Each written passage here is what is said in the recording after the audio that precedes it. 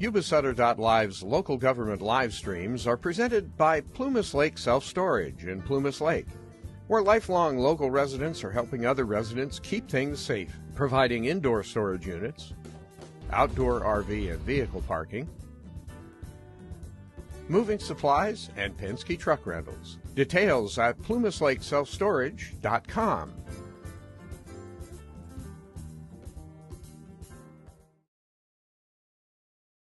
Hi, I'm Neil Goforth of Comfort Keepers of Yuba, Sutter, and Nevada counties. Caring for elders or even yourself has challenges. Comfort Keepers of Yuba, Sutter, and Nevada counties can help you address today's issues and plan for tomorrow with in-home and specialized care for you or your family members. Call us at 530-749-8800.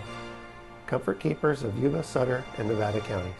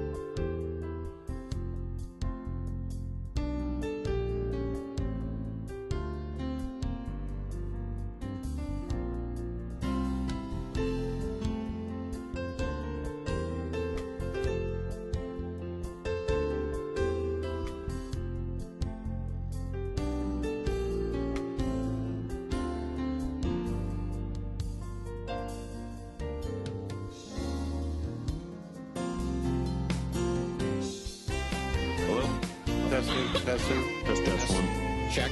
Okay, now it is. Mic check. Okay, we'll try again. We'll start the meeting again. Letter? Okay. Members of the public will be allowed to address the board on during board's consider of each agenda item. If you wish to speak on more than one appearance item, please fill a separate speaker card notifying the number of the item about which you wish to speak. Present it to the board clerk. If you wish to speak about just a non-agenda item, please fill out a speaker card and make note that there will be a public comment. When a matter is announced, please approach the speaker's lectern after being recognized by the chair. So, moving on, we'll do the roll call first, please. Supervisor McKelly? Here. Supervisor Flores? Present. Supervisor Ziegenmeyer? Here. Supervisor Baines? Present. Supervisor Conant? Present. Let it be noted that Mike Ziegermeyer is doing his meeting remotely through the Ag Commissioner's office in the Tulare Farm Show. Okay. Invocation will be by A.J. Hyatt, followed by Cooper's Avenue Baptist Church, and followed by we're going to have Leanna Link do our Pledge of Allegiance for her last official meeting here.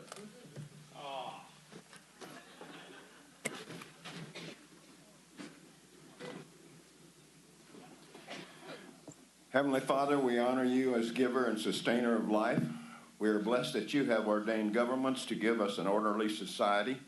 I pray for your blessing on this Board of Supervisors and on all the people who work in government to serve us.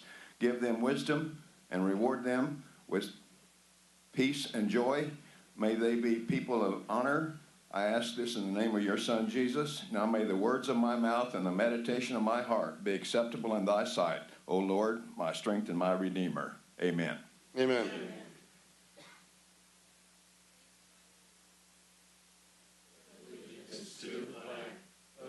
States of America and to the republic for which it stands, one nation, under God, indivisible, with liberty and justice for all. Okay, may be seated. We'll move on with presentations.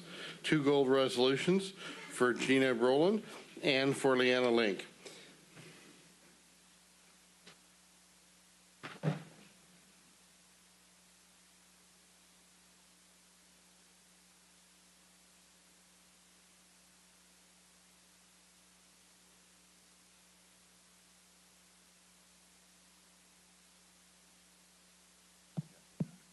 Okay, thank you, everyone.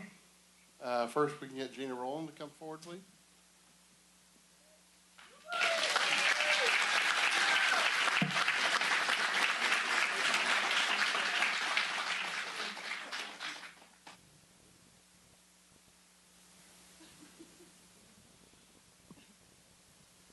Gina's our Human Resources Director. Whereas Gina Rowland worked for more than 30 years in a highly complex field of human resources for local government agencies providing professional and ethical service that benefit the employers, employees, and the communities they serve. And whereas prior to taking the position of Human Resources Director for Sutter County in 2018, Gina Rowland held the same position in Yolo County, or Countyville, where I first worked as personal analysis in 1999 and held many positions of responsibility, including branch director of Health and Human Services. And whereas during her time in Sutter County Human Resources Director, Gina Rowland implemented new systems and procedures to attract highly qualified job applicants, streamline the recruiting process, achieving cost-saving implementation and training calendars in support of succession planning, developed a new leadership performance review process for the county administration and county council, coordinated significant meet and conference sessions with recognition of labor organizations representing county employees and development by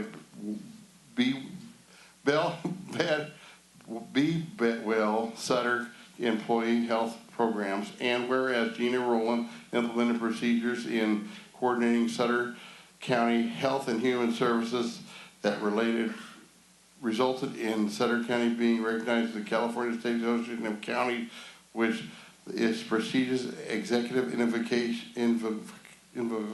award recognizing the most innovative local government programs in 2023, joined for the U.S. Employee Recognition Campaign.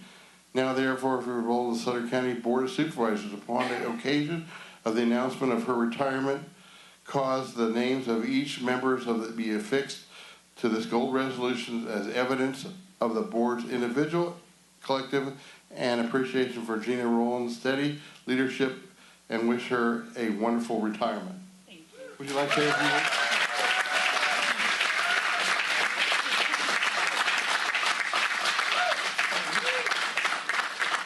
So thank you. I adore Sutter County. Sutter County will always have my heart. I appreciate the HR staff and all of the Sutter County employees who were so very welcoming to me. And Steve Smith, who is the best CAO I've ever worked for. And I hope that the county does everything they can for him. And then also to you, the board, thank you for letting me take risks and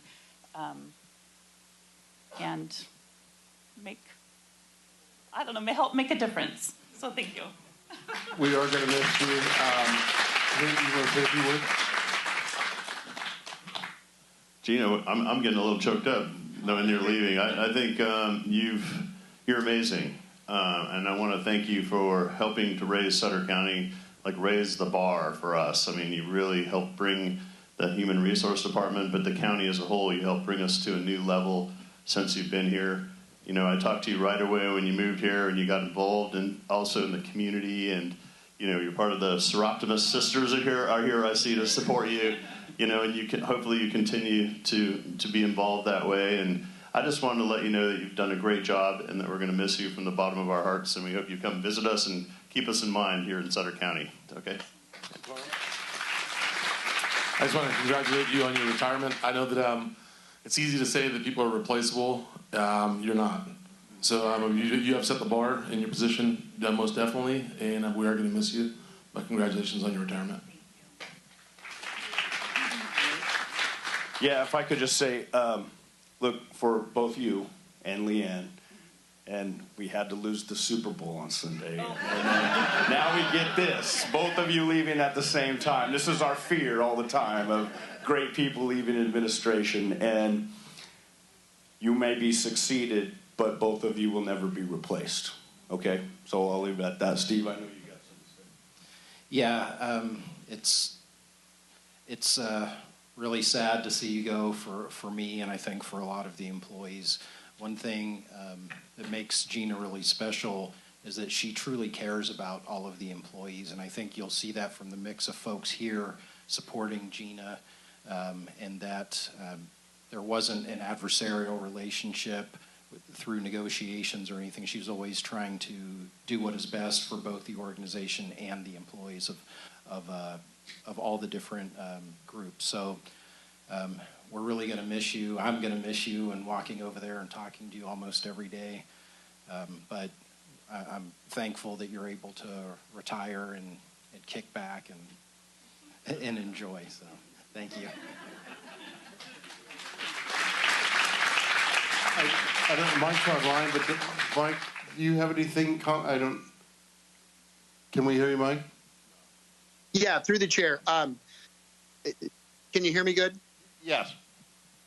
Okay, Gina, I'm sorry I couldn't be there. Gina, you're first class, absolutely first class, one in a million. I think you're the best HR director I've ever worked with. I'm sad to see you go, but I'm excited for you. Excited for you to go spend time with your family, enjoy doing fun stuff. But hopefully you come in and say hi, and nothing but the best. We're going to miss you. Thank you. So I actually, I have the babies here that I'm going to be spending time with. So this is my son and mommy, and Archie's in the stroller there, and then my daughter's due in April. And so, sure, yeah, okay. For pictures. And then here's a resolution. Okay. Oh, thank you. Oh, that's beautiful. Easy with that stroller downhill. Oh. Come right in front of Thank you. Yes. Oh, he's home.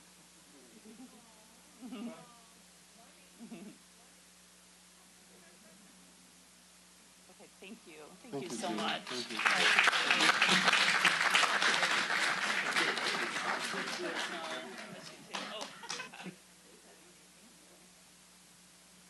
Okay. Okay, next, let me grab my glasses.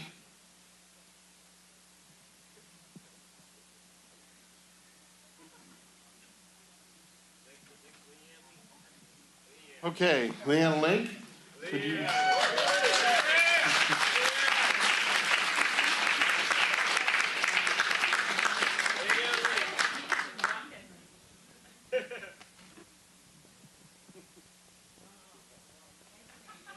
All this hugging together. What many of you may not know is a lot of us work with both of them every day. Well, not every day, but a lot. And we're always asking for information, the board is, and they're always getting the information we need, both of them. And it's with sad hearts that they're both retiring, but don't get me going either. All right, so let me get on to this before I lose it. Okay, champion of Salem local government fiscal policy. Whereas for 3 decades, Leanne Link has been a financial steward and policy advisor for local government agencies, including 4 Northern California counties.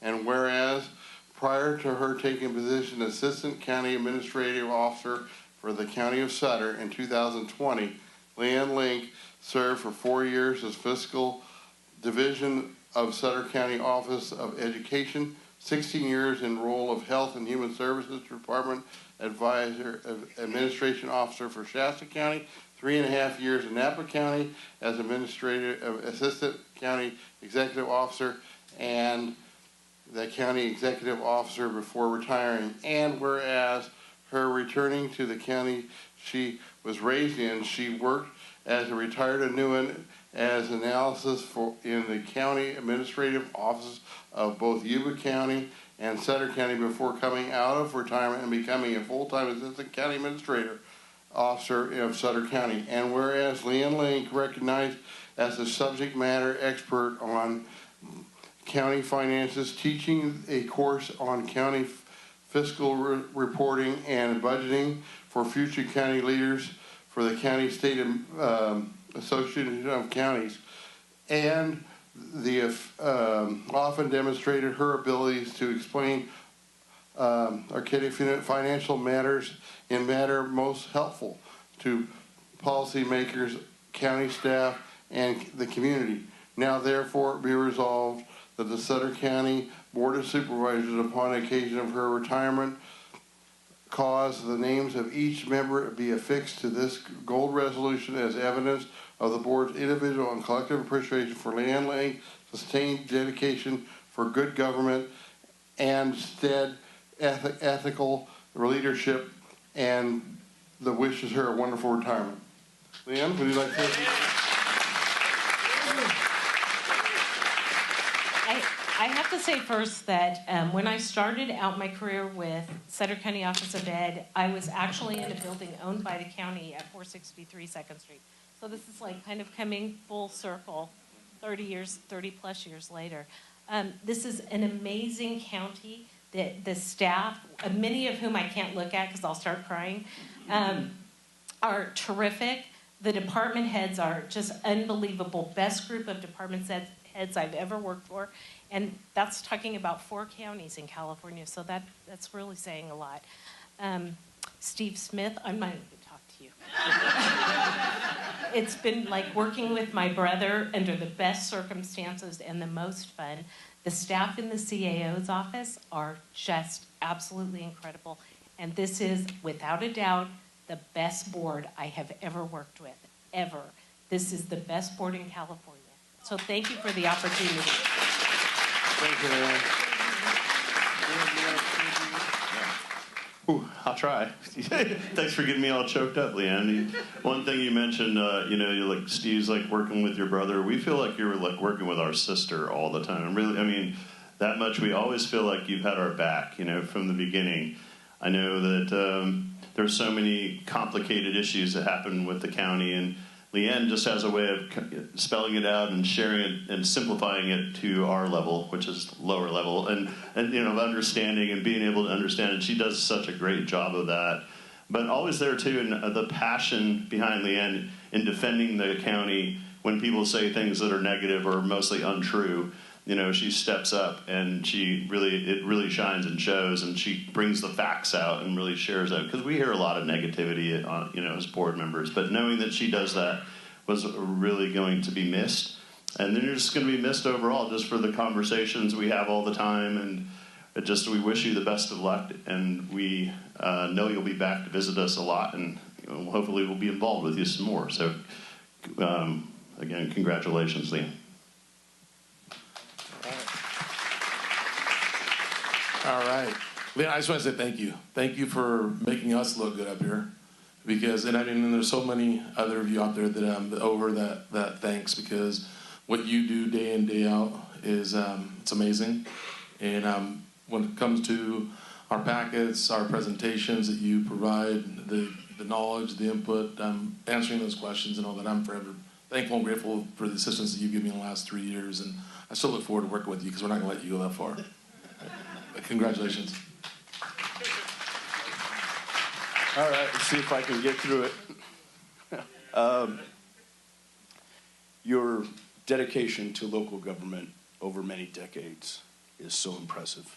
And like Carm has said, you always have our back. And we're all very thankful for that. And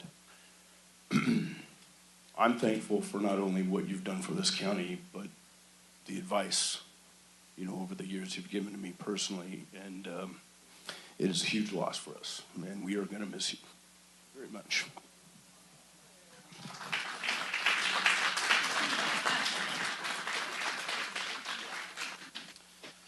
So Leanne came to work for Sutter County in February of 2019 when I was named interim county administrator. And I had been with the county for a number of years, but you never know what it's going to be like when you change jobs or are promoted. And I used to call Leanne my security blanket because she had so much experience, and I knew I could depend on her for anything. Her knowledge of county operations is practically unmatched in the state. Her ability with numbers and county finances, and not just the numbers, but why things came to be over the years, through years and years of legislation in California, is equally important. Also, her ability to step back and think through tough situations, and we agree on most things, but not all things. And if there was something that, you know, I moved forward with that maybe wasn't exactly how she would have done it, she still supported me 100% because she knows I'm trying to do the best I can for the organization and the employees and the community. So, but I just wanted to say thank you for all of the years that you've done here, and for all of the support you've given to me. And losing Gina and Leanne at the same time, it's like losing two therapists for me. So get ready, other department heads. I'm coming for you. So, anyways, thank you.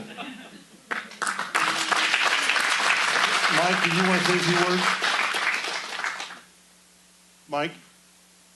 Yeah, Leanne, first of all, Leanne, I want to say thank you, because you've given this position 100% every day since you've been with Sutter County, 100%, nothing less. And you're so passionate about Sutter County, and it shows. Everything that you do, every time we call you, I call you, I don't care what time of the day it is, you figure it out. I love the way you think. And it's amazing. We are definitely going to miss you. We are very lucky that we had you for miss you. You're one in a million.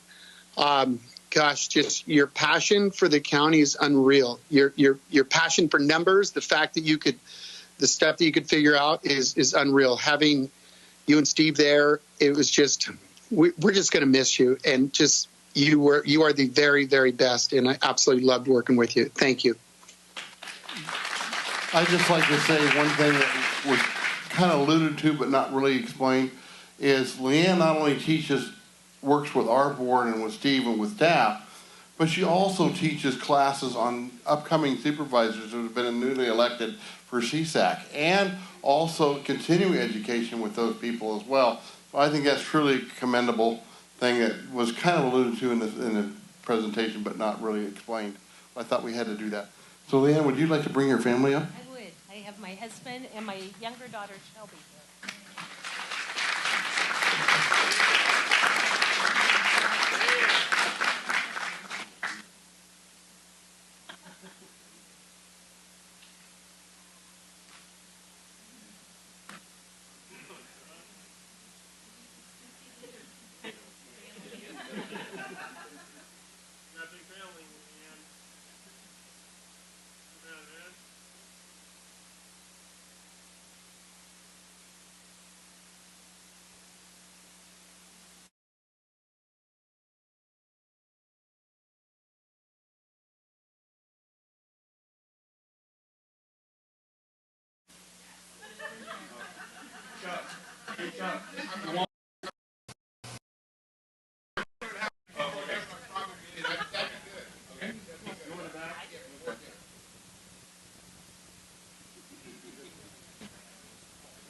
Yeah, it'll be, well, yeah.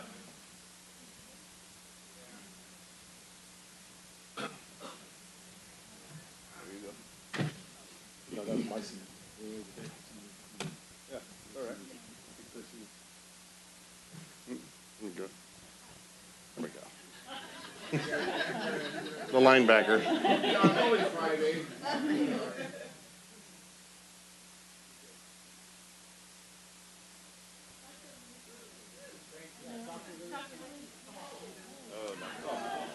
Oh, Dr. Lou didn't miss it.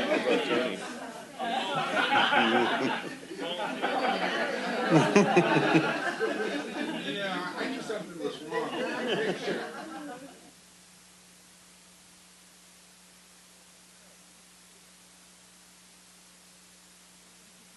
Thank you. Thank you. Leanne. Carry that off. Thank you. The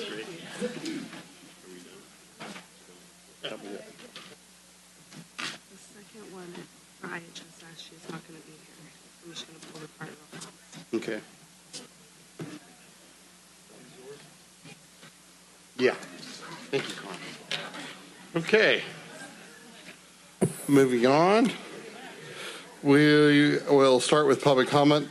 Members of the public will be allowed to address the board on items of interest that are in the public that are within the subject matter jurisdiction of the Board of Supervisors. State law prohibits that no action or discussion action will be taken on any item not appearing on the posted agenda. So our first speaker card is Jim McCaffrey. Jim? Oh, McCarthy. Okay, sorry.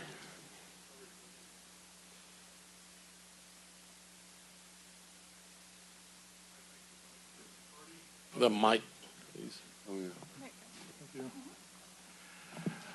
My name is Jim McCarty, and I'd like to speak a few minutes here on everybody's favorite subject, which is elections.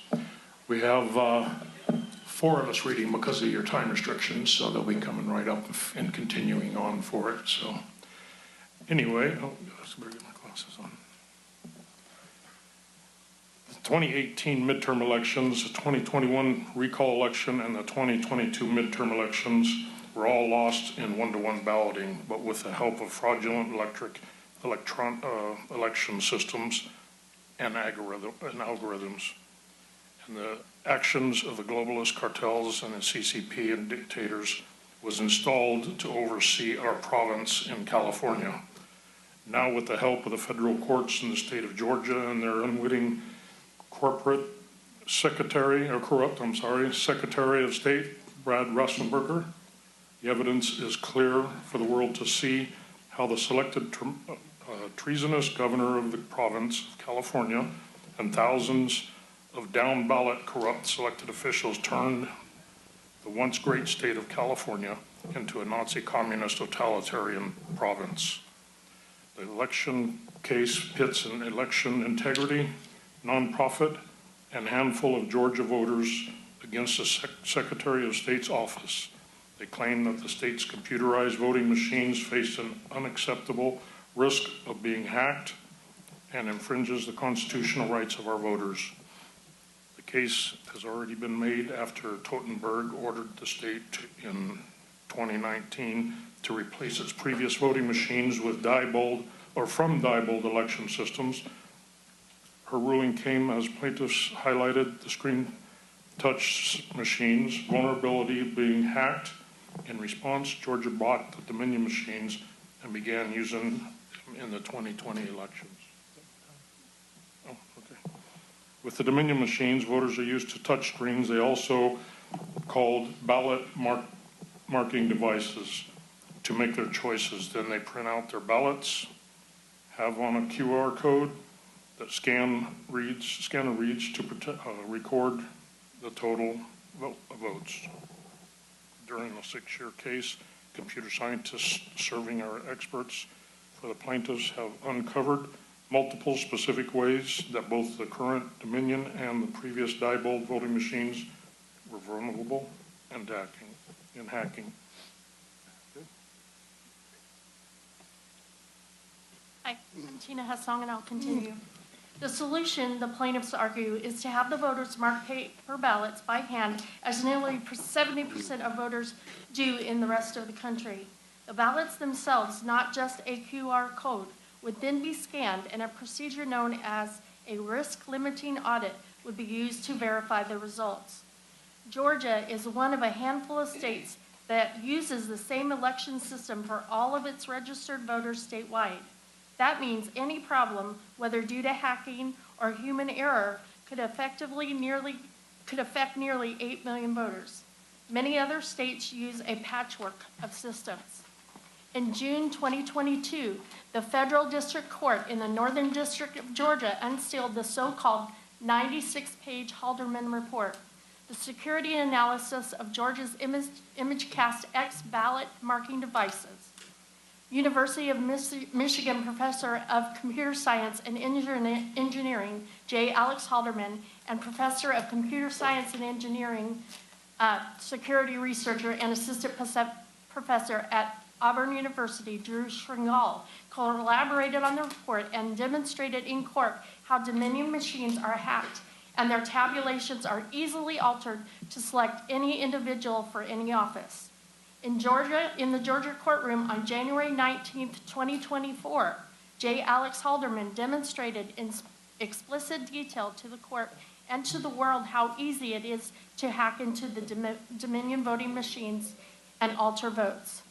Following an audit of the elections in 2018, 2021, and 2022, utilizing data provided by each California county and the Secretary of State's office, it is obvious an algorithm was used to create weighted vote values in the Dominion and other vote tabulation devices by those who facilitated the selection of the governor.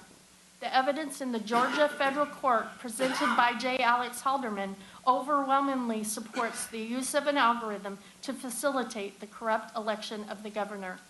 The fraudulent election system does not function without the help and support of state and county employees who either knowingly or unwittingly have worked together to perpetuate the corrupt election system.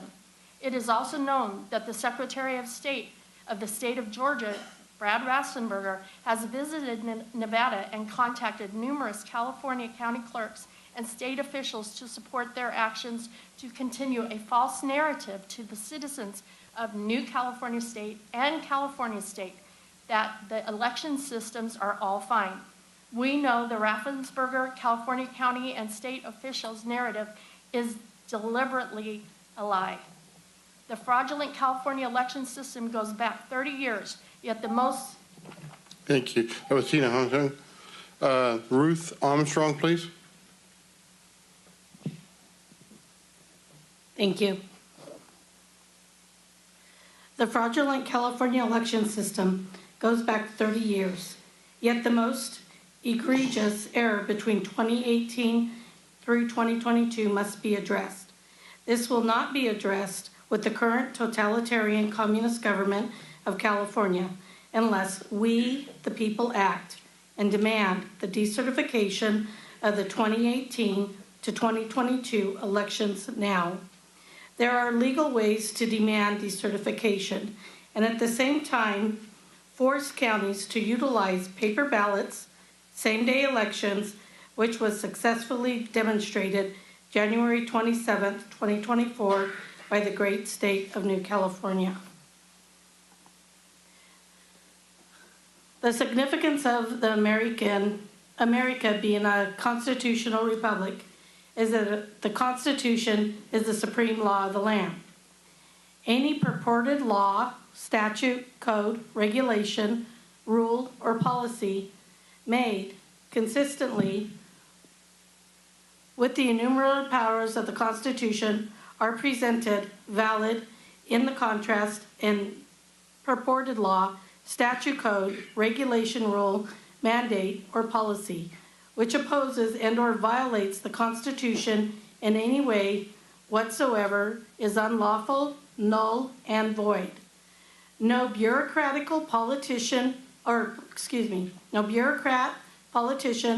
person acting in official government capacity has any legal authority to restrict the constitutional rights of any law-abiding citizen nor alter the count of the citizens' votes. Do you agree? Lauren Donnell. Good guess, Laverne Gaynor. Also foundational to our constitutional republic is that the process of voting must be free, fair, and accurate. The 2020 presidential election and all elections since then were touted by governments at all levels as free, fair, and the most secure elections in history.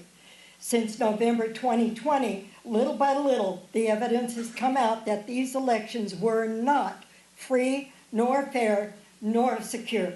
For example, every county registrar in every county in the country represented that the voting machines were not connected to the internet. Since then, it has been universally admitted that the voting machines were connected to the internet either by cable or Wi-Fi. While counties maintain a log of those who physically access the individual machines in person, there is no record of unauthorized access to the machines using the Wi-Fi during non-business hours, nor while actually counting the votes.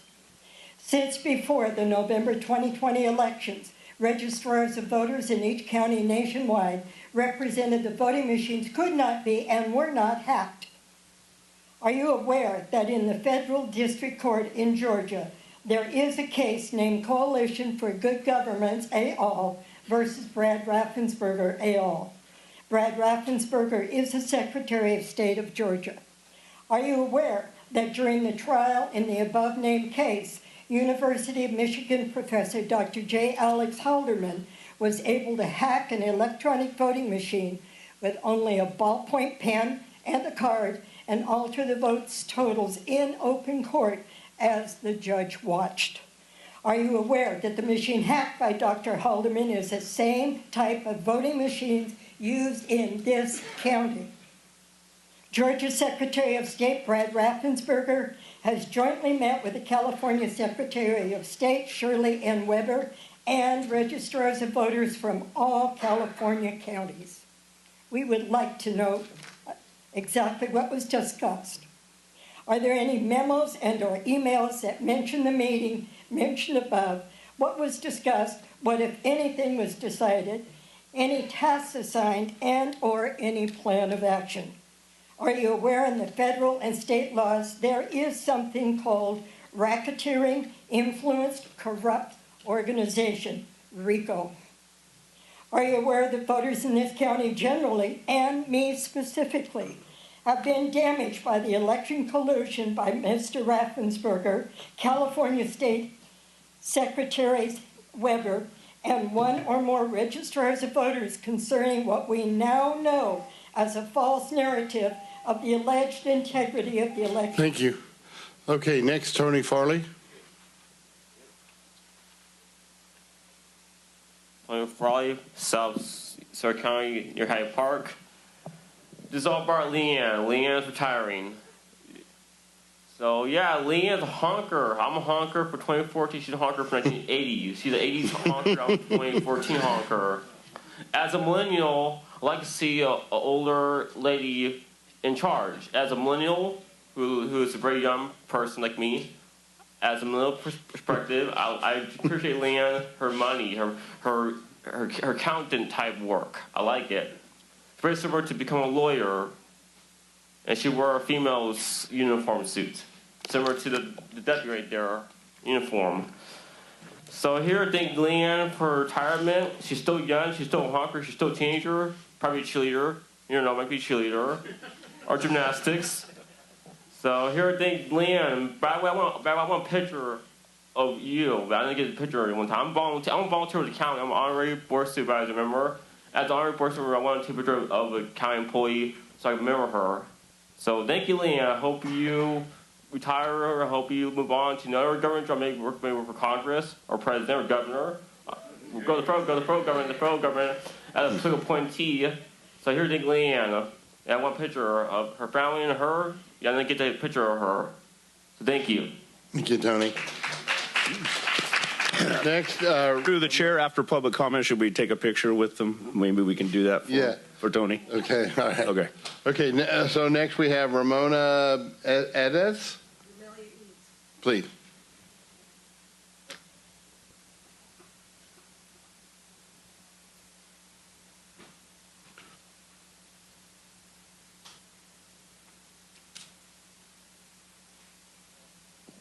Good afternoon. Oh, sorry. Hi, my name is Romelia Eads, and I'm an IHSS provider from Yuba City and have lived in Sutter County for over 30 years.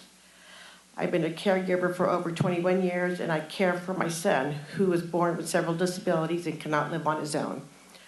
I am one of the over 12,000 care providers in Sutter County. It is a wonderful experience being able to keep my son at home with me and care for him full-time instead of sending him to care facilities. But without a thriving wage, I am always worried about making enough to pay my bills. Our work is imperative to our clients' quality of life. If I couldn't be a caregiver for my son, he would not be able to live on his own. We do this to care for our families and loved ones and keep them home with us, but we need to be paid what we deserve for this work. Unfortunately, home care has fallen through the cracks for decades, and IHSS providers have fought tooth and nail to be acknowledged by the Board of Supervisors and get the respect we deserve. We've been offered pennies for our life savings work, and that's just unreasonable and hurtful. We will continue to show up here and make our voices heard until we are paid the thriving wages we deserve. We are in the middle of a care crisis across California, and it is time for you to take responsibility for those who need care right here in Sutter County. And that starts with paying caregivers a dignified wage to ensure there is enough care workers to provide vital care for our families. Thank you. Thank you. Next speaker will be Tom Engler, followed by Tyson Earhart.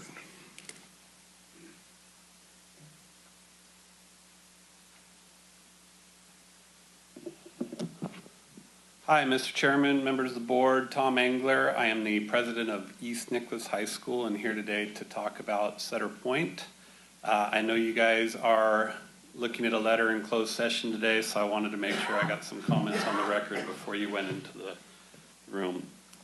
So I've done a lot of research over the past few weeks and months regarding all of the stuff that's happened on Sutter Point since Measure M passed in 2004.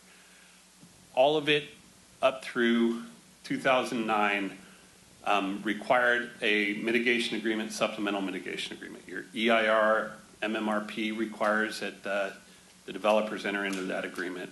They agreed to it in the master mitigation agreement in 2009, which was then attached to their development agreement. All we're asking for is that they come back to the table and negotiate the supplemental mitigation agreement. So you can see that they use the term voluntary in their letter in the first paragraph. It's no longer voluntary. They're contractually obligated to enter into a supplemental mitigation agreement with the schools. So don't let them push you around and tell you it's a voluntary agreement. You don't have to do that. So over the last few months, the development team has continued to put the county in a bad position to prioritize profits over students by asking the board to excuse them from their contractual obligations to mitigate the schools. All that we've done at East Nicholas and all that we continue to do is ask the county to hold the developer accountable to the contract obligations it promised to perform and are required by all those various agreements back in 2009. Despite the misinformation spread by the developer about the statutory caps and limits on fees, the simple truth is that the developers agreed to mitigate these costs. County, through its own development agreement, conditioned approvals on compliance with the terms of the developer's mitigation agreements, which they voluntarily entered into at the time. Now, years later, they've changed their mind and no longer want or will commit to fulfill their obligation to mitigate the impact of development on the districts. So instead of fulfilling the contractual duties they promised to perform, they simply walked away from the table on us. They're asking the county to sanction their attempts to unilaterally back up their promise to negotiate a supplemental mitigation agreement. They have simply to address the impacts. Now, they're even threatening potential legal action against you by sending you this letter that says you don't have the right to hold them to what they agreed to. Given the background, we're disappointed in the comments made by Supervisor McKelly. Granted, it was at a campaign event, but it kind of frightened us. The fact that people continue to say that we're being unreasonable is just factually incorrect. If you look at the school mitigation agreement. I've provided some information to the county administrator today. Phase 1 of the agreement, which is all that Lakeside will likely trigger, only requires about $57 million of improvements, not the 120 or 140 they claim, and we get 50 to 60% of that covered by the state. So until they come to the table with real facts, we just ask you to not get backed into a corner by the developer. Stand tall. Thank you, Tom. Tyson, you're on deck.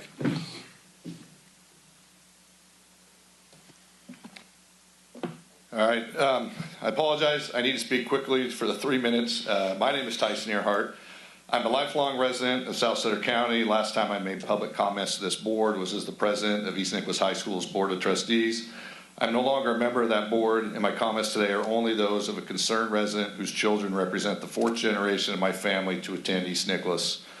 Because this forum is limited, I can only hope to offer some food for thought and hopefully some future discussion. Do you really believe that East Nicholas is demanding $140 million in site upgrades from Lakeside at the current site? Do you really believe EN expects anyone to spend $500,000 per student at our current site? Do you believe the district refuses to engage with the developer, or that EN is attempting to sabotage all development in our district by demanding outrageous sums of money? These comments are absurd, factually false, and easily refuted.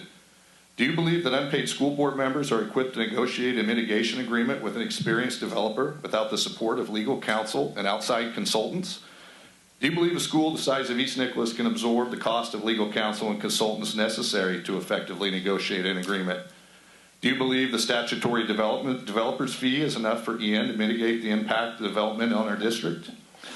The people that signed the original master mitigation agreement didn't think so, and that's why these provisions were included in the master mitigation agreement, which the developer voluntarily signed.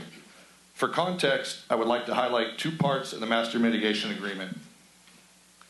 The parties acknowledge, section 1.1, the parties acknowledge that the payment of school fees provided by statute in combination with state funding for site acquisition, site development, and school construction and any other available district funds are insufficient to cover the costs associated with providing school facilities.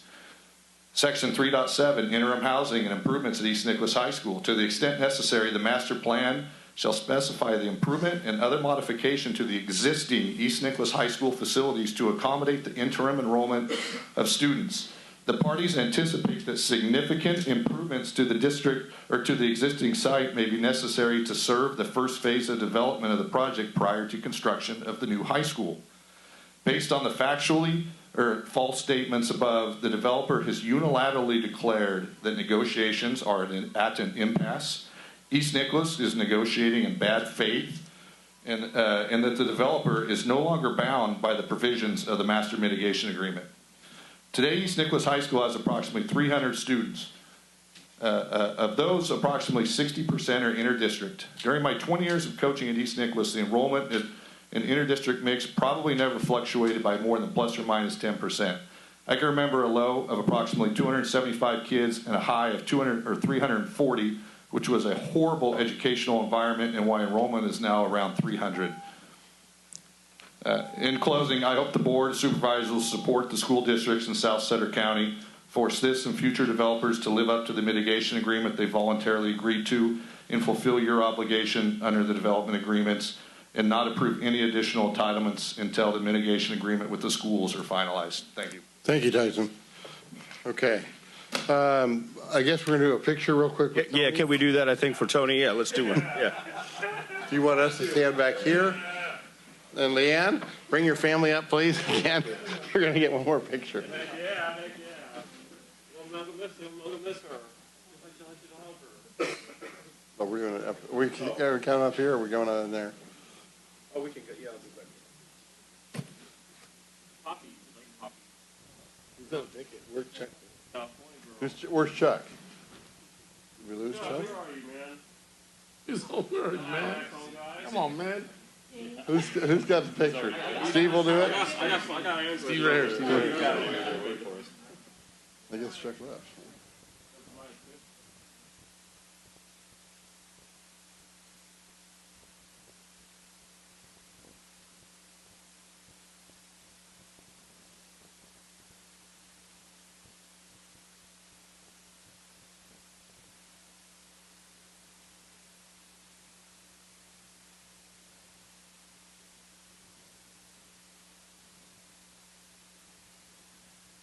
Next, it's not agendized, but I thought it would be important that we recognize Scott Powell, our new Economic Development Director. Scott, would you like to take the podium a minute and just say a few words? Throwing you under the bus.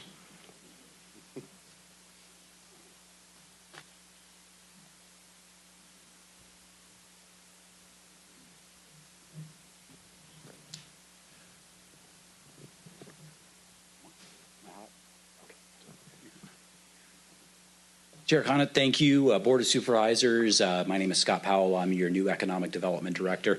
Really excited to be joining the county. I've got 17 years of economic development experience across the country, 12 of them in municipal settings, mostly in Arizona, where I hail from. Military brat, grew up around T-38s and A-10s. So what I'm hearing overhead here coming from Beale is very familiar for me, but I've done every bit of attraction, retention, workforce development, and everything else. So looking forward to helping the county continue to grow and create a thriving economic environment for you all. Thank you very much. Thank you, Scott. Welcome aboard. Yeah, welcome. And the A-10 is one of my favorite airplanes, just so you know. Yeah. Okay, moving on to the consent calendar. Consent calendar consists of a group of items together with those items we consider non-controversial or which prior policy direction have been given to staff and that require only routine action of the board. The chair will advise the audience that the matter may be adopted by one total motion. However, if the board may, at its option or upon the request of a member of the public, consider any matter separately. Do we have a motion for 1 through 16?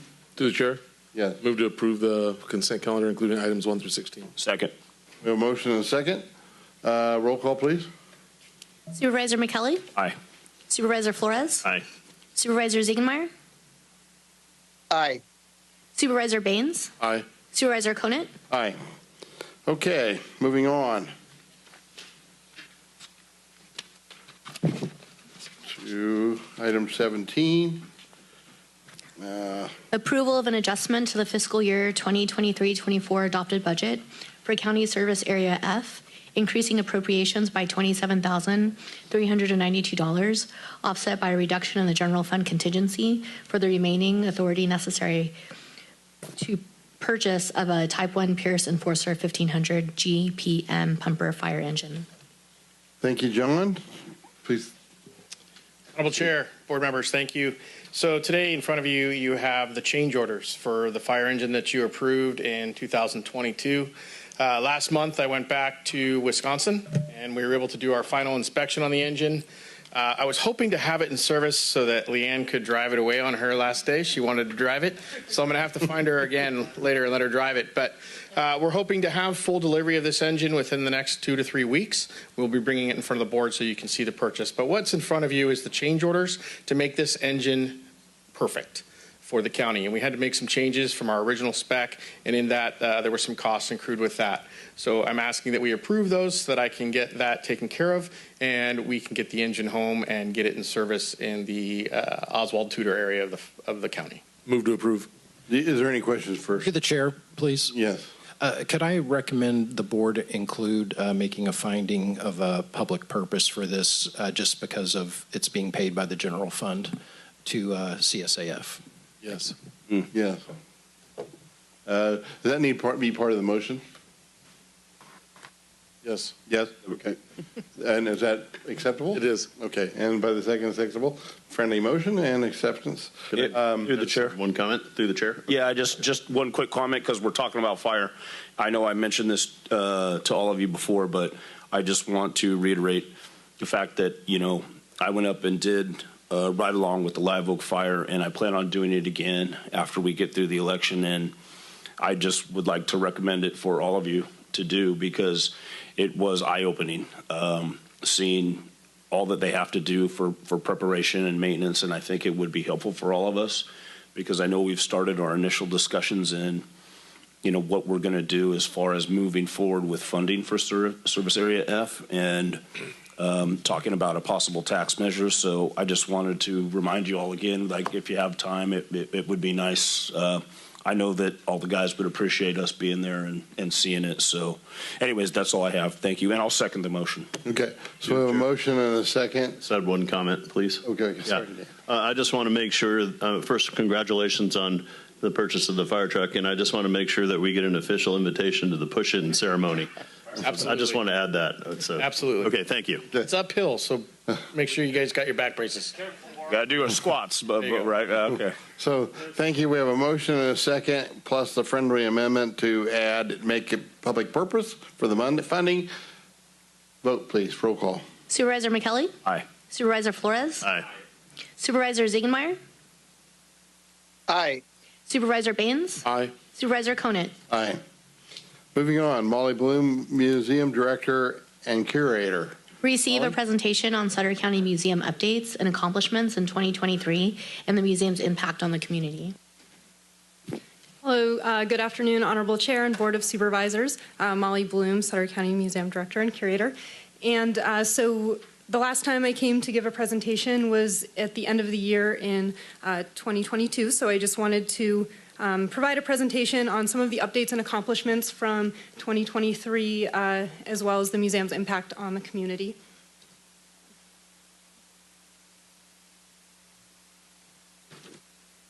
So just to start with a little bit of an overview, the Sutter County Museum's mission is to share local stories to strengthen community bonds, to inspire celebration of our diverse cultural heritage, and to demonstrate how understanding the past prepares us for the future.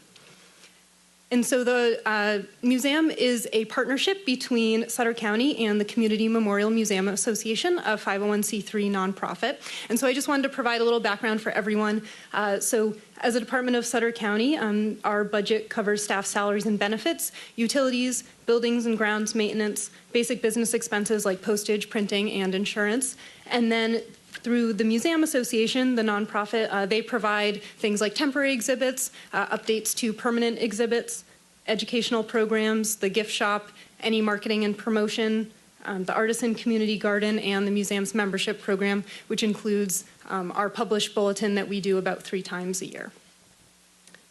And so for staff responsibilities, the museum staff of 2.5 full-time equivalent employees provide many services to the community, so I wanted to highlight some of those services for you all.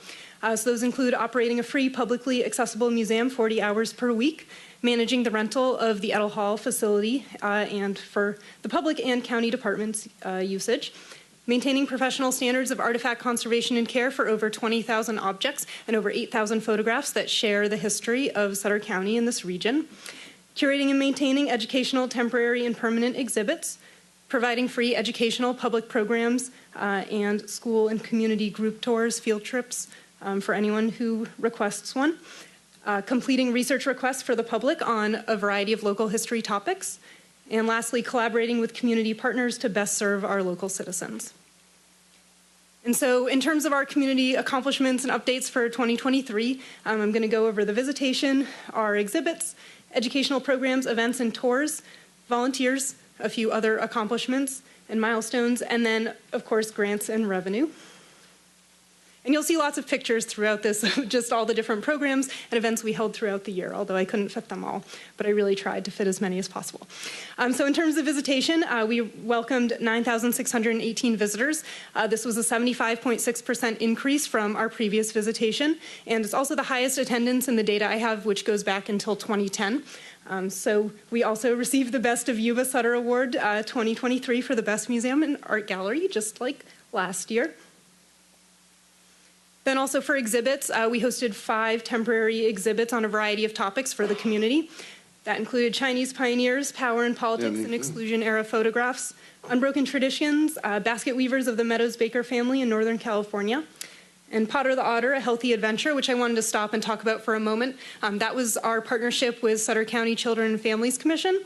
And in that exhibit, in under 2 months, we served over 3,100 people, which is unbelievable attendance. Our gift shop had great months. We had like thousands of new likes on Facebook and dozens of people joining the museum's email list. So this was a great trial in doing a all-hands-on exhibit just for kids and families. Then we also hosted our 2024 Sutter Buttes Calendar exhibit, as we do annually. And then lastly, we had gadgets galore, transforming the American household. All right, so this one's a lot. So for educational programs, events, and tours, we hosted 104 this year. That includes field trips, group tours and visits, exhibit receptions, kids' movie nights, which were sponsored by the Early Risers Kiwanis Club, children's activities, artisan community garden events, and our speaker series program. And in total, through our programs, events, and tours, we served over 4,000 people. And that works out, 104 in the year works out to about 1 every 3 days that the museum is open. And then also, you know, I mentioned at the beginning, we only have 2.5 full-time staff when we are fully staffed. And during 2023, we were only fully staffed for 6 months. So we rely a lot on volunteers to staff the front desk, assist with our collections work, help with exhibits and public programs. And so we had nearly 4,000 volunteer hours. It was a 16.7% increase from the previous year. And we had 66 unique volunteers, which was a 20% increase from the previous year. Now, in terms of other accomplishments, I just wanted to mention a few things. After our longtime assistant curator of over 20 years, Cheryl Simmons, retired, we hired our new assistant curator, Drissel Perez, and she's already been making a huge impact on a lot of our projects. We also installed 3 new artworks in the main gallery. That's the photo you see at the top. And so the goal of those artworks is to introduce visitors to key themes in Sutter County history that they would encounter during a visit to the museum. And that was thanks to a $10,000 community grant through the Yuba-Sutter Arts and Culture. And then we also did a little bit of back-end work just to make it easier for the public to access our services. So first of all, we created an online form to make it easier for the public to submit research requests. And then we also developed new systems to schedule field trips and new gallery activities for schools, which is the photo you see on the bottom. Okay. And so then lastly, I also wanted to talk a little bit about our grants and revenue. So in fiscal year 2022 to 23, we collected over $28,000 in revenue for Edel Hall rentals. This was the first fiscal year that Edel Hall has made a profit for the county. We were also awarded a $25,000 grant from California Humanities, which is to research, develop, and install a permanent exhibit on the Black history of Yuba-Sutter and to provide educational programs and events that explore the themes of that exhibit. And then lastly, we were awarded $383,183 in grant funding from the California Cultural and Historical Endowment, which is a state agency. And so this multi-year support will allow us to upgrade our Nissan and Gold Rush exhibits, add a comprehensive flood and a little bit of fire exhibit, and then also create educational programming at the museum that will really support our local schools and teachers. And then looking ahead, just for this coming year, some of our goals include continuing to seek funding for sustaining the museum and continuing our capacity to serve the community in the best way we can. We'll also be installing our Black History of Yuba-Sutter exhibit and working toward the Flood and Fire, Nissan, and Gold Rush exhibit updates. And then we'll be working to enhance our school and field trip opportunities, and then things are moving forward on the Native Plant Garden project that you all approved in the past to add an educational resource to the outside of the museum's property. And that's all from me today, but of course I'm happy to answer any questions you have. Any question for Molly? Yeah, through the chair. Yeah, Molly, no questions, but just a comment. Listen, you guys have been doing a great job over there. And number one, with, you know, being able to get those grants is huge.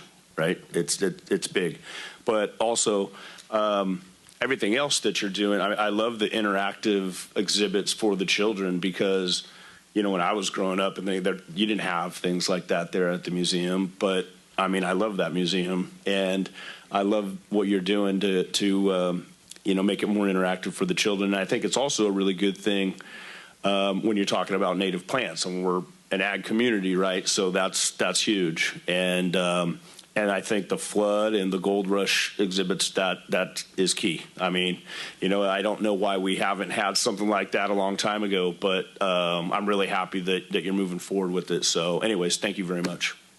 Thank you. Thank you. Any other questions from the board or any public comment? Through the chair. Go ahead, Dan. Molly, I just want to tell you thanks for the presentation. Really good update, and for the great work that you're doing with the museum. It's great to see. Thank you. Norm? Thank you very much. Yeah, Molly, great presentation. Keep up the good work. Did you find any space for the train yet? Train? Train. Oh, yeah. We looked at the train. It's bigger than any room in the museum. So. Well, thank you, Molly. Great presentation, and thank you for all the grants that you've worked so diligently on to get for the museum. Keep a very positive cash flow there. No action required on this item. Moving on, Deborah McKelly for County Council. Introduction of ordinance. Introduction of an ordinance renumbering Chapter 1320, Electronic Vehicle Charging Station, expedited permitting process to Chapter 1325, waive the full reading, direct the clerk to read the title only, and continue the item to the meeting of February 27th, 2024 for adoption.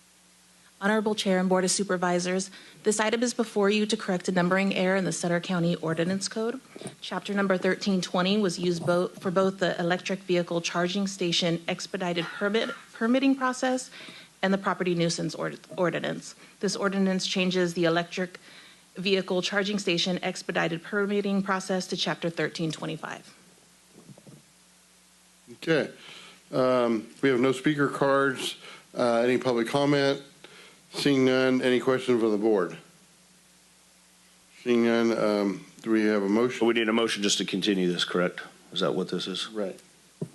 To continue the item and to direct the board clerk to read the title. Okay, I'll make a motion. I'll second the motion. Roll call. Supervisor McKelly? Aye. Supervisor Flores? Aye. Supervisor Ziegenmeyer? Yes. Supervisor Baines? Aye. Supervisor Conant? Aye. Will the clerk please read the ordinance, please? An ordinance of the County of Sutter amending the Sutter County Ordinance Code by renumbering Chapter 1320 pertaining to electric vehicle charging station, expedited permitting process. Okay. Next is, I guess, Leanne, this is your last official action, correct? She's going to do the presentation of the Sutter County unfunded pension liability. Receive a presentation on Sutter County's unfunded pension liability as of the most recent CalPERS valuation. Good afternoon. Since this is my last presentation before you, I hope you'll indulge me a little bit. The county's unfunded pension liability comes up about every other year in the even-numbered years. We fully disclose our pension liability as a part of the budget and the annual financial report. And big numbers are thrown around by some, but they're not well informed. To be clear, this board has made no policy decisions that increase the county's pension liability. In fact, the opposite has happened. The board has voted unanimously to put policies in place that actually decrease our unfunded pension liability. Can I have the next? Oh, thank you. Yep, got it now. Thank you. Just so that we all speak the same languages with this, I'm going to go through these pretty quickly. Normal cost is just the present value of future pension benefits without enhancements or market gains and losses. The unfunded liability is an actuarially determined cost of future benefits minus the market value of the assets as of the valuation date. And our assets within the PERS system are substantial. The discount rate is just the assumed annual investment earnings. The amortization bases are the way that PERS tracks each individual year's changes in the valuation overall. And so they're stated on a schedule so that they retire in a certain order. The funded ratio is just the market value of assets divided by the accrued liability. And fully funded means a pension plan has sufficient assets to provide for all accrued benefits. Sutter County's unfunded pension liability right now, as of the most recent valuation, is $201,156,194. That does include the court's liability, which is about $7.5 million and is not the responsibility of the county. But because of court consolidation back in 1999, the county is still responsible to show that as part of their PERS liability. So just to give you an idea of how we got here, in 1932, the State Employees Retirement System was established. And at the time, investments were limited to treasury bonds, so they had to be safe investments. In 1958, Sutter County joined CalPERS, and even I was not here when Sutter County joined CalPERS.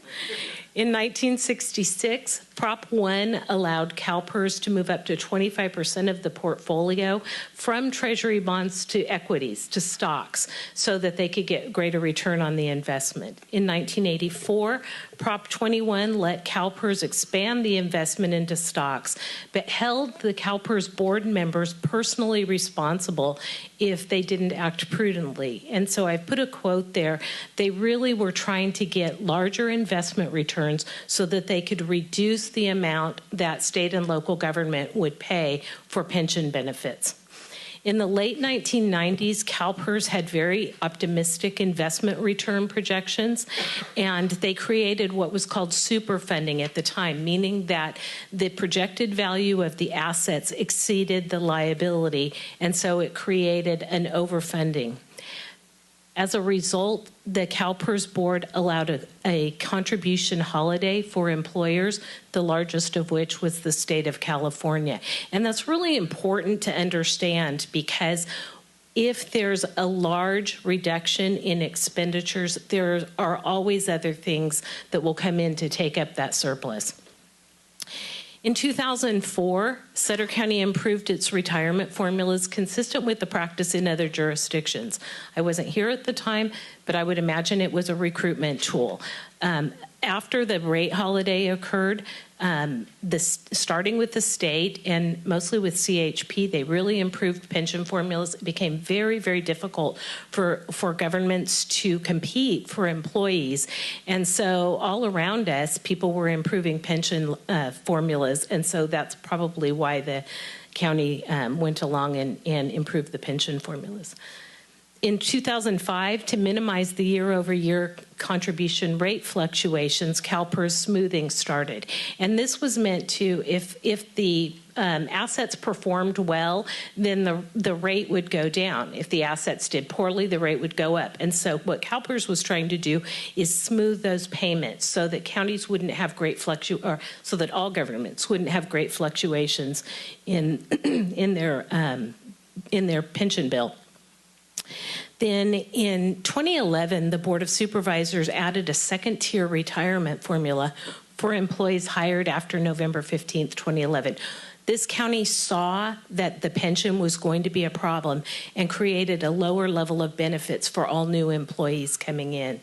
Then in 2012, under Governor Brown, the Public Employees Pension Reform Act, or PEPRA, was signed, and that significantly changed pension formulas. For employees hired after January 1, 2013, it eliminated spiking, it stopped the purchase of airtime, and it set,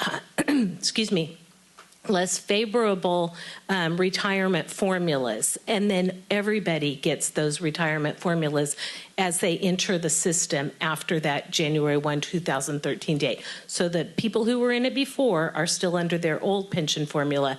But as the workforce turns over, the new people coming in actually are under the PEPRA formulas, and we have no ability to change that. Through the chair, can I ask one quick question? When you talk about purchasing of airtime, what exactly does that mean? Thank you for asking that. What used to happen is employees in the CalPERS system could actually pay the employer and employee side benefits for up to 4 years based on their current salary. So what that would do is give them 5 additional years, and if you're at a 2 or 3% pension formula, it could mean 10 or 15 years of service. So that really escalates the amount of retirement you would get. And typically people did that at a lower rate of pay. They go somewhere else, they get a higher rate of pay, and now they're getting 15% more based on the higher rate of pay. Thank you. So this is the historical factors affecting the funded status. And really what I want to show you here is that blue line. That's the funded ratio. And you can see the light blue bars are the actuarial liabilities. The darker blue bars are the assets. So you can see where the assets were projected to exceed liabilities and how far under PERS calculation we were overfunded during that time. So then you get to 2004, that's the dot-com bust, and you see that the returns came down. And so then that took us down to where we had an unfunded liability. It came back up. And then in 2007 through 9, the Great Recession, you can see that's where things bottomed out. And the liabilities are going up, but the market value of assets is not rising quite as quickly. And that's what really leads statewide to large unfunded pension liabilities. So this is just CalPERS performance. This is their investment performance. The red line across there is the new discount rate as of 2021, and CalPERS had very, very large returns that year. It triggers a lowering of the discount rate, and it went down by 0.2%. But what you can see there that's a little alarming is that the 25-year average investment earnings are about 6.6%. So actually below the discount rate that we have right now. And that actually contributes to the unfunded liability as well. This is a look at Sutter County and the pension cost, and they're compared to overall salaries and benefits. And so you can see that it stays relatively equal to the amount of the total salaries and benefits, proportionate to the salaries and benefits. And then this one shows you just over the last 5 years, that ratio once again. So the dark blue is the pension liability payment, and the light blue is the overall salaries and benefits. And what you'll notice in 22-23, because it was based on the returns through June 30th of 2021, our payment actually went down slightly. That won't happen next year because we had very large earning or losses. I'm going to go back just 1 second. So going back to this chart, so if you look and you see the second to the last on the right, you'll see I think it's a 6.3% loss in the market value of the assets. When you consider the discount rate, that works out to over a 13% loss. And so, you know, having that discount rate set as high as it is really does impact us. So, in relation to all of our expenditures, please keep in mind that Sutter County is a service organization, so nearly half of our costs are salaries and benefits. We provide a service to the people of Sutter County. And as a percentage of that, the UAL, the unfunded liability payment, is actually fairly small. It's about 5% of our total expenditures. And just as another little side note here, you'll notice that the adopted budget is $318,000 and not the over $450,000 that some people say. And that's due to movement of funds within the county. Every time we move them from a special revenue fund to an operating fund, we have to have an appropriation for that. So that doubles up a lot of our state and federal funding. So the net economic impact of our budget is actually $318 million. So our funded status in 2021, you'll see that we were 80% funded, and then we had the poor year with CalPERS investments. And so in 2022, we lost 10% of that funded ratio. It was significant, and you can see that the larger losses on the miscellaneous side, but safety has actually more lucrative pension formulas and a smaller number of employees. So that, even though it's not as much of a loss as on the miscellaneous side, it really is significant because that continues to grow faster than our miscellaneous formulas. And this is just the schedule of the amortization basis. It shows you how the pension unfunded liability is made up. And I think the most important thing here is to look at the date that these pay off. And for the most part, our pension our unfunded liability will be paid off by about 2041. Where now they amortize over a 20-year period, any gains or losses, and so you can see that we'll see those start to pay off beginning with the next fiscal year, where you see that the first 3 lines actually drop off, and that reduces our pension liability. It'll go up due to the market, but we'll also lose some of those amortization bases. Through the chair, could I ask a quick question?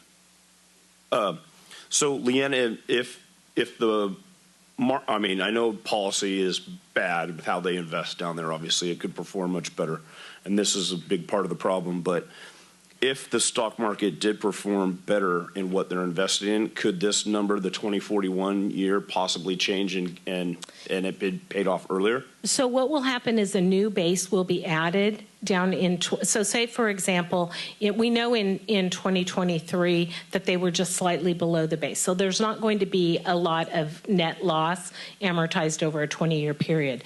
But say, for example, at June 30th of 2024, we have a big market gain, then that gain will be amortized over a 20-year period and added down to the bottom there. Okay, gotcha. So it'll reduce the overall liability, but it'll take years for us to realize that, Okay. just like we're still realizing losses from years ago. Gotcha. Thank you. Mm-hmm. And then this is just to illustrate how the unfunded liability payment it fluctuates from year to year. So we were staying pretty much in the same range, those green, blue, and gold lines. And then in 2021, the really good year, that valuation really dropped what our forecasted pension payment was going to be, followed by subsequently a bad year in 2022, and it pops it back up. It's really, this will move every single year, and so this just illustrates how volatile that is. So the best thing that the board did was back in 2017 say that we're not going to just follow CalPERS investments. And I'll give you an example. CalPERS was very heavily invested in real estate, in REITs, prior to the Great Recession and lost, billions of dollars. And so the county has really taken kind of our future destiny into its own hands, which is a policy decision of this board. And we, every year, without fail, invest $1 million in our own pension system that we can use to pay off the unfunded liability down the road. So in 2022, CalPERS investment earnings, 2023, CalPERS investment earnings were 5.8%. But Sutter County's investment earnings were significantly more at about 7.84%. So, that we've already earned about $1.2 million in this fund. So why does that matter? Because this is the payment. So that blue line represents the unfunded liability, that payment that we'll make. And it's really important to see that this is going to go down, it's going to continue to go down, and eventually the unfunded liability will be paid off.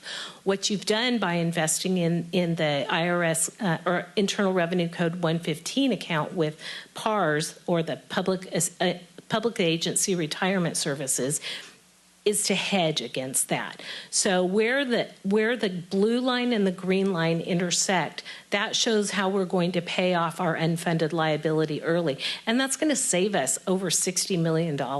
So it's a really good investment on our part. So the board is doing the right thing to manage this unfunded liability. So finally, I just want to make a few statements about CalPERS. People say, well, we should get out of CalPERS. We hear it every other year. And there is a series of court decisions called the California Rule collectively. Those prohibit agencies from changing the benefits that people are receiving or establishing a two-tiered pension system, meaning defined benefit versus defined contribution. And so you can't change that. You don't have the ability legally to make that change. As soon as you would make that decision, we would be in court and we'll lose. The second is, well, we could just buy our way out of it. Well, prior to the 2022 valuation, CalPERS gave us an estimate every year of what it would cost us to leave the CalPERS system, because we still have to maintain those benefits. We would have to invest them very conservatively in Treasury bonds. And so it would, at the time, they said it would be about $600 million to get out. As of the 2022 valuation, because the returns were so bad, they won't even give us an estimate anymore. My guess is that it's approaching $1 billion. So there's no way that you can realistically get out of the system. So the best thing you can do is manage what you have. And that's what you're doing with the PARS investments that we have. PEPRA effectively leveled the playing field. So no other county can go out and say, oh, hey, we're going to give you this way better retirement formula. So everybody's going to have the same formula from here on out. We could contribute more to our pension pre-funding account, and maybe that's an option down the road. But county revenue is a zero-sum game. So if you put more in the pension pre-funding account, that means you're going to have to retract services somewhere. This is an extraordinarily lean operation. And so there really isn't a whole lot of room to invest more in the PARS account. And then finally, we're going to pay off that unfunded liability. Like most people, when they buy a house, maybe it's a $500,000 house, they're not going to put down $500,000. They're going to pay for it over time. And I think that's really the best way to look at this unfunded liability. We didn't get here quickly, and it will take some time to pay off. So with that, I would be happy to answer any questions or clarify anything further. Through the chair. I have a quick question just about the policy of investment, and I know you'd mentioned that CalPERS was heavily invested in REITs, and you know, that's real estate investment, whether it's residential properties or it's commercial. But because of the huge losses that they've had in the past, is that still the policy to be heavily invested in that in real estate? No, I believe that they've pulled back from that. Okay. But their other policies include social investing. There are certain industries that they won't, that would be very lucrative for them to invest in, but they won't because they believe that it contributes to violence or air pollution or whatever. Yeah, gotta love this state, huh? Yeah. All right, thank you.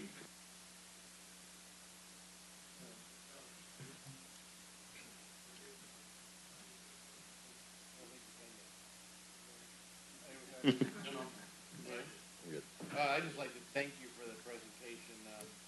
You mentioned briefly social investment, and CalPERS does not invest, and correct me if I'm mistaken, does not invest in oil stocks, does not invest in guns, does not invest in tobacco, and limited gambling and alcohol as well. And last time I checked, in poor economies, those tend to do very well because people are going to continue to do those vices, even no matter if they have money or not. But CalPERS return definitely reflects those poor choices. I'd call it poor choices anyway, because they don't have, in my opinion, they don't have a balanced portfolio anymore. And that's critical to investing. So I'll leave it at that. If you want to make a comment about that, you're more than welcome, Leanne. Nope, I agree with you. Thank you. And thank you for the great presentation. So, moving on. Steve, do you have anything else? Follow up? I do not. Thank you. Thank you. And no voters required for that. So, moving on to correspondence, nothing to really report. We have the Sutter County portfolio of investments for the treasurer and the current board of commissions available. District reports. Dan. Nothing from the district, but I do want to encourage people to look at that current boards and commissions vacancies, and if you know anyone who might be willing to serve in one of those capacities, we'd very much welcome them. So I just want to remind everybody of that. And possibly we'll get the word out a little more as well. So thank you. Carm? Yes, through the chair, I'd like to have letters of sympathy and condolences go to the families of Bulbito Daddy, David Gomez, Sadesh Mida, Jim Fleury, Jose Sergio Duenas, and Jerry Toller. And going back to Beto, she dedicated over 30 years to serving this community at the Sutter County Library. So I'd like to see if something could actually be put up in her memory there. If not, maybe we could purchase a brick and place it at the museum in her honor, or in her memory. Thank you, Nick. Thank you, Mr. Chairman. Just one quick thing. In my district, we're going to have a Say Love event and cleanup in Live Oak City and rural Live Oak and the whole North County.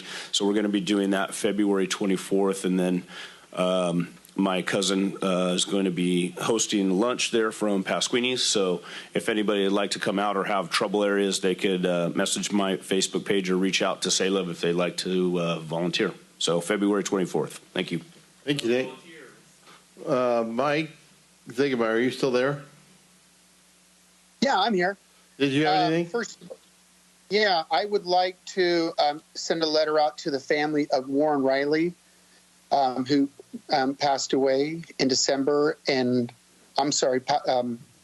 and in January, and another letter to the family of Richard Dozier, and to Henry Kalsbeck as well, and Brenda Moorhead of Sutter, and Sudish Mehta. I'd like to close in memory of those 5 individuals, amazing individuals. Secondly, I'd like to thank the County of Tulare, the Tulare Ag Commissioner's Office here for allowing me the use of their conference room and having my meeting. Great people. I believe this is the 3rd time I've done a meeting from here. And they're always very accommodating and great people. I want to thank our staff for setting this up at home. Thank you. And I emceed the Sutter Trot Team dinner Saturday night, and it was a great event. Tons of people, raised a lot of money for the kids. And next, I'll be emceeing the Sutter Air Rifle Team dinner coming up in March.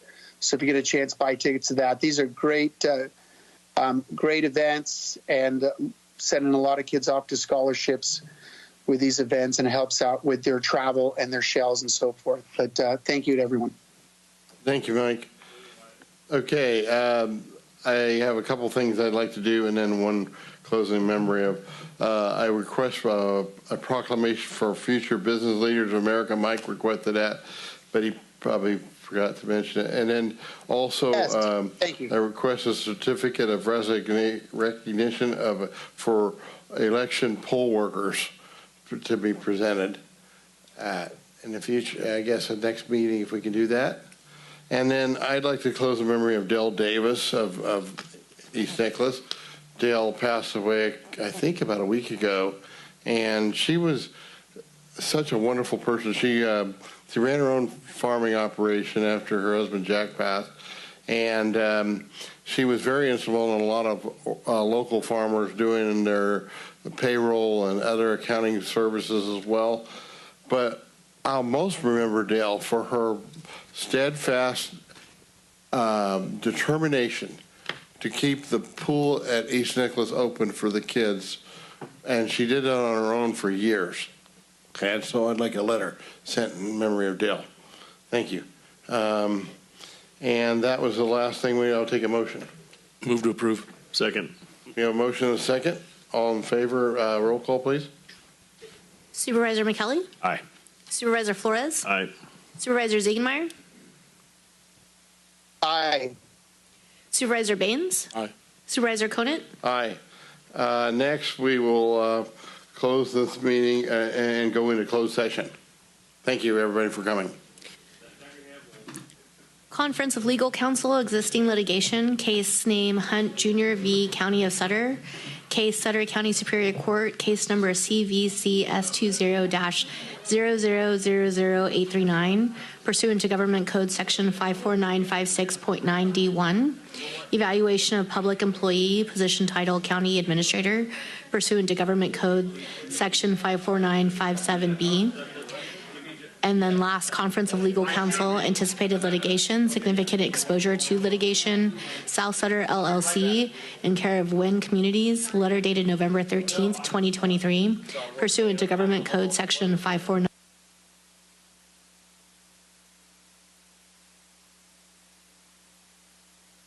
Exposure to litigation.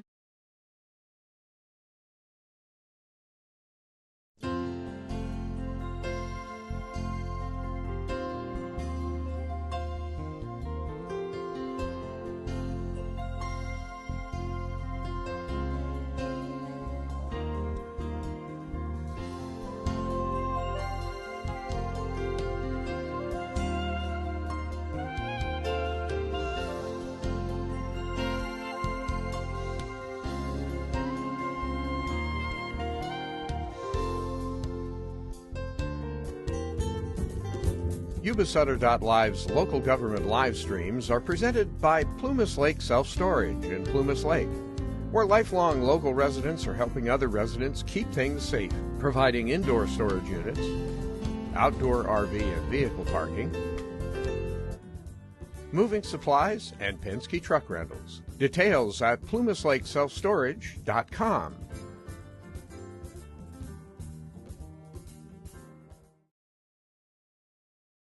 Hi, I'm Neil Goforth of Comfort Keepers of Yuba, Sutter, and Nevada counties. Caring for elders or even yourself has challenges. Comfort Keepers of Yuba, Sutter, and Nevada counties can help you address today's issues and plan for tomorrow with in-home and specialized care for you or your family members.